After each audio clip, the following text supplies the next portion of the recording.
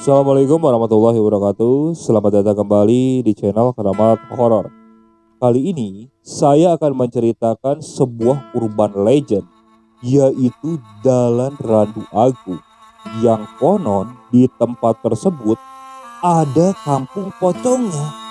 Warga di sekitar sana sudah mengetahui kalau tempat tersebut sangat angker. Di sini saya akan menceritakan beberapa pengalaman narasumber yang pernah diganggu ketika melewati jalan tersebut. Bagaimana kisahnya? Simak terus videonya sampai selesai. Dan seperti biasa, sebelum mulai ke ceritanya, alangkah baiknya kalian santaikan dulu saja diri kalian.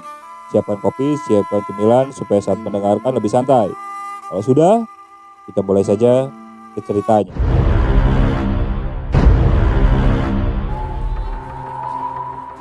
Tahun 2009, di sebuah tempat yang berada di perbatasan antara sebuah desa bernama Pomasan dan desa Panggul di wilayah Tapal Kuda, ada sebuah jalan yang menyandang gelar urban legend yang cukup terkenal di masanya.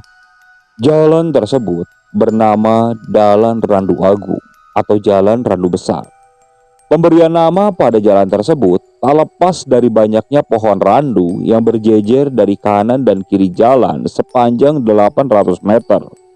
Dan yang membuat jalan ini semakin terkenal adalah mengenai keberadaan kampung pocong yang diyakini menghuni kawasan tersebut.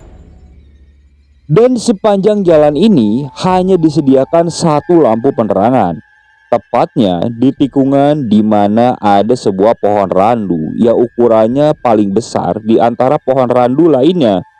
Masyarakat percaya pohon randu tersebut merupakan pusat dari kampung pocong ini. Eksistensi gangguan kampung pocong ini tak lepas dari beberapa kejadian yang dialami oleh pedagang ataupun orang yang berasal dari luar desa, yang seringkali mengalami nasib kurang mujur ketika melewati Dalan Randu Agung ini. Seperti kisah seorang pedagang bakso keliling yang kita sebut saja namanya Pak Jali. Pak Jali ini merupakan seorang pedagang bakso keliling yang berasal dari luar desa, yang memang suka menjajakan dagangannya dengan cara mendorong gerobak baksonya.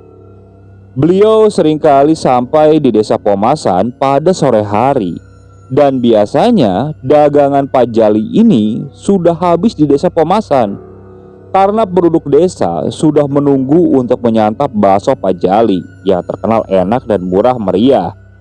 Pada suatu hari, Pak Jali sampai di desa Pomasan terlalu petang. Setelah dia melayani beberapa orang, ia berniat untuk pindah berdagang ke desa Panggul. Sepengalaman beliau berjualan, Pak Jali ini belum pernah ke desa Panggul karena dagangannya biasanya sudah habis ketika sampai di desa Pomasan. Dan satu-satunya akses yang cepat ialah melalui Jalan Randu Besar atau Dalan Randu Agung. Warga di sekitar sudah mewanti-wanti kepada Pak Jali ini supaya Pak Jali putar balik saja atau lewat jalan yang lebih jauh daripada harus melewati Jalan Randu Agung ini yang sudah terkenal dengan keangkerannya. Karena para warga berpikir, toh dagangan bakso Pak Jali juga sudah sisa sedikit. Namun Pak Jali ini berpendapat bahwa dia ingin dagangannya sekalian dihabiskan saja, karena memang biasanya seperti itu. Dan untuk ke desa seberang jaraknya hanya 800 meter lewat Jalan Randu Agung. Lelah memberi nasihat, para penduduk desa akhirnya membiarkan Pak Jali untuk pergi ke sana. Seusai azan Isya, Pak Jali melanjutkan langkah kakinya, berjalan perlahan menuju Jalan Randu Agung. Pak Jali menuntun gerobaknya hingga perlahan Jalan Randu Agung mulai tampak di depan matanya. Beliau berhenti sejenak. Tampak ada keraguan di matanya. Jalan sepanjang 800 meter itu tampak seperti lorong gelap dan hanya terlihat seberkas lampu temaram di ujungnya. Jalan tampak gelap dan sepi. Sesekali suara burung hantu terdengar sayup-sayup dari kejauhan.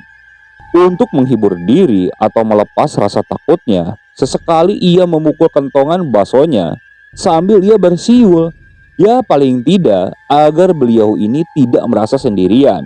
Dan memang dia tidak benar-benar sendirian. Baru beberapa puluh meter berjalan, Pak Jali ini melihat ada sebuah pos ronda yang cukup ramai dengan warga yang sedang nongkrong. Pak Jali pun dengan semangat memukul kentongan baksonya, berharap warga yang ada di pos itu memanggilnya. Pak Jali pun berharap agar baksonya habis di tempat tersebut. Jadi dia tidak usah berjalan lebih jauh ke desa Panggul. "Pak, bakso," ucap salah satu warga yang ada di pos ronda. Enggih pak, ya siap pak," ujar Pak Jali menepikan gerobaknya. "Pak, pesan 10 mangkok ya." Enggih pak, ditunggu ya pak," ucap Pak Jali. Pak Jali pun dengan semangat mengeluarkan mangkok bakso miliknya. Saat sedang menyiapkan beberapa mangkok bakso, Pak Jali ini dibuat heran dengan warga yang ada di pos tersebut. Semuanya diam dan saling duduk berhadap-hadapan. Dan yang lebih anehnya lagi, mereka ini duduk sambil meluruskan kakinya dengan posisi tangan bersedekap di dada. Di sela Pak Jali menghangatkan baksonya, dia mencium ada aroma bau kapur barus yang tiba-tiba saja muncul menyeruak. Merasakan keadaan yang semakin tidak wajar, Pak Jali ini sedikit mempercepat hidangannya, berharap keanehan tersebut hanya halusinasinya saja. Saat Pak Jali hendak mengantarkan bakso pesanan orang itu, dia terkejut. Kenapa? Karena orang tadi yang pesan bakso Pak Jali ini kini berubah wujud menjadi sekumpulan pocong. Pocong-pocong itu duduk berhadap-hadapan dan pos ronda ini kini menghilang, berubah menjadi salah satu pohon randu di sana. Pak Jali yang melihat penampakan pocong-pocong itu, ia sangat ketakutan. Badannya gemetar hebat. Dan salah satu pocong itu tiba-tiba menoleh ke arah Pak Jali. "Pak, baksonya udah selesai pak." Pak Jali yang melihat penampakan seperti itu, rasa takutnya sudah menguasai dirinya. Hingga akhirnya dia langsung tak sadarkan diri. Esok harinya, Pak Jali ini ditemukan oleh salah satu warga di sana. Menurut keterangan warga yang pertama kali menemukan Pak Jali, ia melihat gerobak bakso yang berdiri di tengah-tengah jalan randu. Dan ketika didekati, ia mendapati Pak Jali yang tengah tiduran di samping gerobaknya. Selain itu, warga tersebut melihat ada 10 mangkok bakso yang berantakan di dekat Pak Jali pingsan. Pak Jali lalu dibawa ke rumah salah satu warga. Penemuan Pak Jali ini membuat warga berbondong-bondong datang untuk mengetahui dan mendengar kesaksian dari Pak Jali. Ketika Pak Jali sudah sadar dan lumayan tenang, ia kemudian menceritakan pengalamannya semalam. Setelah bercerita, warga pun mengetahui kalau Pak Jali pingsan di sana karena diteror oleh pocong. Sebagian besar warga kemudian ngedumel karena mereka kesal Pak Jali semalam itu sudah diingatkan, tapi kenapa dia nekat dan ingin memaksa lewat jalan itu? Padahal jelas-jelas jalan Randu Agung itu terkenal angker dan ditambah lagi teror pocong di sana itu sudah sangat dikenal oleh masyarakat sekitar. Karena hanya ia ingin menghabiskan baksonya, dia nekat jalur tersebut. Alhasil, Pak Jali dibuat trauma sepanjang hidupnya. Setelah kejadian itu, Pak Jali kini jarang mampir ke desa Pemasan. Ia memilih untuk berjualan bakso ke desa lainnya. Dia takut dan trauma untuk lewat ke jalan itu. Padahal itu semua dibuat oleh kecerobohannya sendiri. Kisah Pak Jali ini merupakan salah satu di antara berbagai kisah yang terjadi di sana. Namun di antara berbagai kisah yang diceritakan, ada satu kisah yang paling menggemparkan tentang Randu Agung ini. Kisah yang cukup diingat oleh beberapa desa sekitar desa Pemasan pada waktu itu. Pada pertengahan tahun 2016, ada sebuah kisah ketika ada beberapa orang yang mengaku sebagai konten kreator yang ingin membawakan sebuah konsep video prank pocong di dalam Randu Agung. Mereka sendiri membuat konten tersebut karena terinspirasi mengenai cerita urban legend dari jalan Randu Agung ini. Bukannya menjauhi, mereka ini merasa tertantang untuk membuat konten di area tersebut. Pagi sekitar pukul 10, mereka melakukan survei lokasi. Terlihat penduduk desa juga beraktivitas seperti biasa. Mereka merasa nyaman dengan lokasi yang ada di kanan kirinya. Terdapat banyak pohon randu yang tinggi menjulang. Hingga akhirnya mereka sampai di pojok tikungan, di mana ada salah satu pohon randu yang ukurannya lebih besar dibanding pohon randu lainnya. Uniknya, di sekeliling pohon tersebut dipakaikan kain berwarna hitam. Awalnya, para orang-orang ini mengira kalau warga di sana hanya iseng menempelkan kain tersebut. Setelah dianggap sudah cukup untuk survei, mereka pun berkumpul dan berjanji akan kembali pada pukul 10 malam di Gapura Pemasan. Dan setelah itu, mereka kembali ke rumah masing-masing untuk mempersiapkan eksekusi syuting nanti malam. Sebenarnya, salah satu kru yang bertugas menjadi kameramen sudah merasakan ada hawa yang kurang enak ketika tadi melaksanakan survei lokasi. Apalagi di tempat pohon randu yang paling besar, ia merasakan tempat tersebut punya aura yang kurang baik. Namun karena ada semacam gengsi, jadi dia coba yakinkan dirinya untuk melakukan syuting nanti malam. Singkat cerita, pada pukul 10 malam, tim sudah berkumpul di Gapura Desa Pemasan. Mereka berkumpul dan mempersiapkan segala kelengkapan kamera dan seorang stuntman yang dirias menjadi sesosok pocong. Seorang penduduk desa Pemasan yang mereka mintai izin sudah mewanti-wanti agar mereka membatalkan acaranya, karena pada saat itu masih jarang ada orang yang lewat jalan Randu Agung, terutama pada malam hari.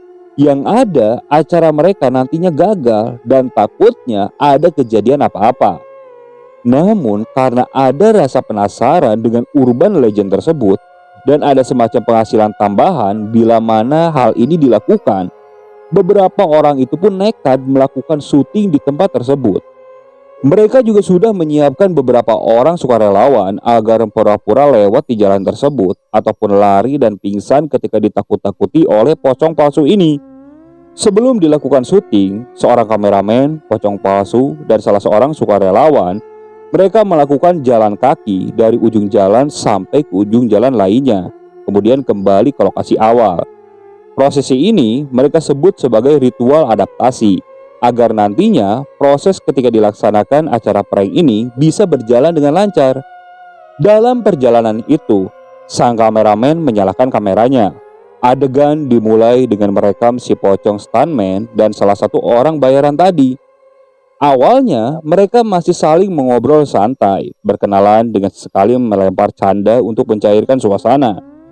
Kemudian sang kameramen ini menjelaskan job mereka masing-masing sambil tetap disorot oleh kamera. Ketika sudah sampai kira-kira separuh perjalanan, mendadak kamera perekam ini merekam sesosok pocong lain di belakang pocong palsu. Sosok itu hanya berdiam dan berdiri di sebuah pohon randu. Namun si kameramen belum menyadari hal itu, sehingga ia tetap melanjutkan rekamannya. Sambil melanjutkan langkah kakinya, kameramen itu mulai menjadari banyak hal yang di luar nalar.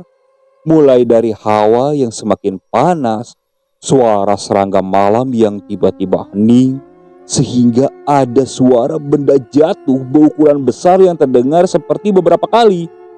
Hingga akhirnya kamera ini menangkap ada beberapa sosok putih. Ada yang melayang, ada yang cuma menampakkan kepalanya saja, ada yang berwujud pocong utuh, di mana akhirnya para penghuni jalan Randu Agung tersebut mulai menunjukkan eksistensinya. Para pocong tersebut kemudian bertambah banyak yang masuk dan terekam oleh sang kameramen itu. Bahkan di antaranya ada yang terbang mengikuti ketiga orang itu. Anehnya, ketika dilihat dengan mata telanjang, ketiga orang tersebut tidak melihat adanya penampakan pocong itu. Namun mereka semua menyadari kalau suasana di jalan tersebut kini mulai berubah menjadi sangat mencekam. Ditambah lagi, mereka mulai mencium ada aroma bau busuk yang entah dari mana sumbernya. Kamera terus merekam berbagai penampakan tersebut. Karena saking banyaknya pocong yang muncul di kamera, si kameramen pun mulai berteriak pocong dan dia langsung berlari tunggang langgang. Kedua orang yang direkam pun kemudian berlari mengikuti si kameramen tersebut. Video kamera itu kemudian berubah menjadi blur karena si kameramen membawanya sambil berlari. Saat mereka sampai di tikungan di mana ada satu-satunya penerangan di sana, mereka kemudian berhenti. Dan saat kamera mulai stabil merekam, tiba-tiba lampu yang jadi penerangan itu mendadak menjadi padam. Dan anehnya, lampu flash dari kamera yang mereka gunakan sebagai penerangan itu tidak bisa dinyalakan. Dengan kondisi mereka yang sangat ketakutan, sang kameramen pun sejenak mengajak kedua orang ini untuk berpikir bagaimana mereka berhasil keluar dari tempat tersebut. Akhirnya, untuk sedikit memperjelas penglihatan karena kondisi yang gelap gulita, kamera kemudian diaktifkan di mode inframerah. Melalui inframerah ini, mereka perlahan merekam area sekitar guna memastikan posisi mereka, di mana kemudian kamera ini merekam pohon randu yang besar. Entah apa yang ada di pikiran ketiga orang itu, mereka malah menuju ke pohon randu yang besar yang perlahan terlihat diselimuti oleh kain berwarna hitam. Saat kamera fokus merekam ke atas pohon, tiba-tiba di belakang mereka terdengar benda jatuh ke tanah. Sontak, kamera merekam ke arah belakang dan betapa terkejutnya mereka ketika mereka dan kamera melihat ada sosok pocong setinggi 2 meter dengan kain berwarna hitam. Seketika itu juga, kamera kemudian mati dan mereka bertiga pingsan di lokasi. Di sisi lain, tim yang mulai gaduh karena sudah sampai 1 jam lebih mereka menunggu, ternyata ketiga orang ini tidak kunjung datang. Akhirnya mereka berinisiatif untuk mencari keberadaan 3 orang ini karena waktu sudah mau tengah malam, sedangkan syuting acara prank belum mulai dilaksanakan. Sesaat sebelum seluruh tim hendak masuk ke area Jalan Randu, tiba-tiba datang seorang pria. Dari penampilannya tampak sudah sepuh. Ia mendatangi mereka dengan mengenakan sarung dan memakai peci. Pria tersebut seperti salah satu tokoh masyarakat yang disegani. "Mas, teman mas sekarang belum bisa dijemput karena masih menjadi tawanan ketua pocong Jalan Randu. Kalau kalian semua ingin selamat, tunggu sampai besok pagi saja. Ayo kita jemput bersama-sama." Mereka pun berhenti, kemudian berbalik ke arah lalu salim dan saling memperkenalkan diri. Pria tersebut merupakan Abah Soleh, salah satu sesepuh di desa Pomasan. Abah Soleh kemudian mengajak tim itu untuk menepi ke rumahnya agar situasi menjadi sedikit lebih tenang. Setelah sampai, Abah Soleh kemudian mempersilahkan mereka duduk di teras rumahnya. Kemudian beliau membikinkan kopi panas dan sepiring kacang rebus sebagai penghangat suasana malam yang semakin dingin. Setelah dirasa situasi sudah mulai kondusif, Abah Soleh kemudian bertutur, "Mas, sebelumnya kalian semua kan tahu kalau Jalan Randu besar ini angker. Kok tetap paksa bikin konten di kayak gituan? Apalagi kalian ini gak izin sama aparat desa. Ya minimal RT lah untuk ngadain acara kayak ginian. Kalau sudah kayak gini, mau bagaimana? Itu kasihan teman kamu. Besok-besok kalau mau berbuat kayak gitu, ditata dan dipikir secara matang dulu mas. Jangan sampai hanya sekedar untuk konten atau penasaran atau sok-sok beranian, malah berakhir seperti ini." Mereka tampak menyesal. Wajah mereka menunduk. Kemudian satu persatu meminta maaf dan berjanji untuk tidak mengulanginya lagi. Abah Soleh hanya bisa memaklumi dan memaafkan mereka. Setelah itu, Abah Soleh memberitahu kalau pencarian akan dilakukan sesudah sholat subuh nanti. Mereka pun mengikuti saran dari Abah Soleh. Sambil terus berbincang, salah satu kru di sana bertanya kepada Abah Soleh, "Bah, maaf nih kalau saya boleh tahu, awal mula Jalan Randu besar ini angker gimana, Bah?" "Oh itu awal mulanya ketika peristiwa PKI dulu. Jadi dulu ada pembantaian PKI di zaman Orde Baru. Area lingkar timur itu dulu banyak sekali dipakai sebagai basis PKI karena banyak hutan dan pesawahan penduduk. Karena sudah menjadi basis, akhirnya setiap ketemu orang yang dicap PKI langsung dibunuh di tempat. Ada juga yang diculik dulu, kemudian dibawa ke tengah hutan dan dibunuh di sana. Kemudian mayatnya dibuang di hutan, di sungai. Salah satunya yaitu di Jalan Randu. Dulu itu menjadi tempat eksekusi orang-orang PKI. Mayatnya banyak yang berserakan di kanan kiri jalan. Akhirnya, kemudian warga sepakat mayat-mayat tersebut dikubur bersama di dekat pohon randu yang paling besar. Kemudian, pohon itu dipakaikan kain berwarna hitam untuk mengenang adanya tragedi pembantaian di daerah ini. Nah, terus pocong-pocong itu dari mana, Bah? Awalnya pasti aku tidak tahu. Cuman kalau kata orang dulu, ya itu arwah penasaran korban pembantaian. Malah ada kabarnya, itu seorang dukun yang ikut dieksekusi, yang kemudian diyakini sebagai wujud pocong berwarna hitam di situ. Nah, pusatnya itu yaitu di pohon randu yang paling besar, karena semuanya dikubur di dekat situ. Sekarang yang penting berdoa saja sambil tak bantu. Semoga teman kamu ini gak kenapa-napa. Baik, Bah. Di sisa malam itu, mereka semua berdoa untuk keselamatan rekan mereka. Hingga tak terasa, sayup-sayup azan subuh pun berkumandang. Kemudian setelah sholat subuh, Abah Soleh, tim dan dibantu oleh beberapa warga pergi menuju Randu Agung, tepat di bawah pohon randu yang paling besar.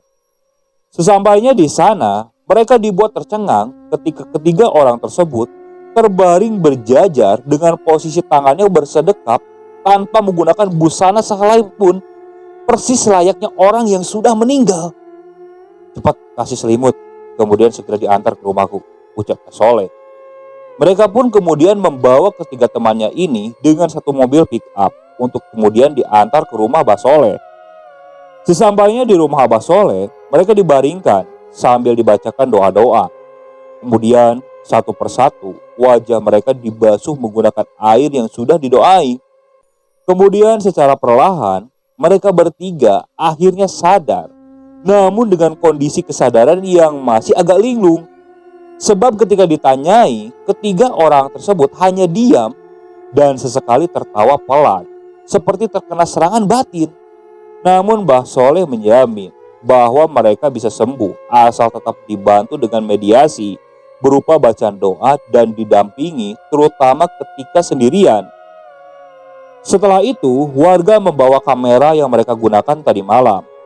Penasaran dengan hasil rekamannya, salah satu dari mereka kemudian membuka rekaman tersebut dan dilihat bersama-sama di rumah Abah bersama beberapa penduduk. Dan betapa terkejutnya mereka ketika mereka melihat isi rekaman itu penuh dengan penampakan dan banyaknya sosok pocong yang kemudian di akhir video terlihat sosok pocong hitam penghuni Randu Agung itu menampakkan wujudnya. Sayangnya setelah video tersebut akan diputar ulang, video itu tidak bisa berjalan dan hanya menampilkan gambar hitam saja. Namun masih terdengar bagaimana suara ketakutan dari ketiga orang itu. Sontak, video tersebut kemudian menjadi buah bibir masyarakat di sekitar. Setelah kejadian itu, tim itu memutuskan untuk menutup channelnya. Kemudian ada satu atau dua hal yang menyebabkan mereka mengakhiri konten itu. Dan kabar dari ketiga orang yang sempat ditawan oleh pocong hitam itu, kini hidupnya kembali normal, meskipun terkadang seperti orang linglung. Itulah sedikit cerita urban legend mengenai Jalan Randu Agung. Kabar terbarunya adalah randu yang ada di jalan tersebut masih tetap berdiri meskipun beberapa sudah ada yang ditebak. Dan sekarang banyak diberi penerangan di sepanjang jalan itu supaya orang-orang tidak takut ketika melintas jalan tersebut. Serta wilayah di sekitar Jalan Randu ini sekarang juga padat dengan pemukiman penduduk. Otomatis para penduduk sudah tidak setakut dulu ketika melewati jalan ini. Oke, sekian untuk cerita kali ini. Saya mohon maaf apabila masih banyak kekurangan dalam pembawaan ceritanya. Kritik dan sarannya silakan kalian bisa cantumkan di kolom komentar. Tak lupa, saya juga ucapkan terima kasih kepada narasumber dan para penonton yang masih setia mengikuti cerita dari channel Keramat Horor ini. Semoga kalian selalu diberikan kesehatan, dilancarkan rezekinya, dan dijauhkan dari musibah. Terus ikuti cerita-cerita yang dibawakan oleh channel Keramat Horor ini. Assalamualaikum warahmatullahi wabarakatuh.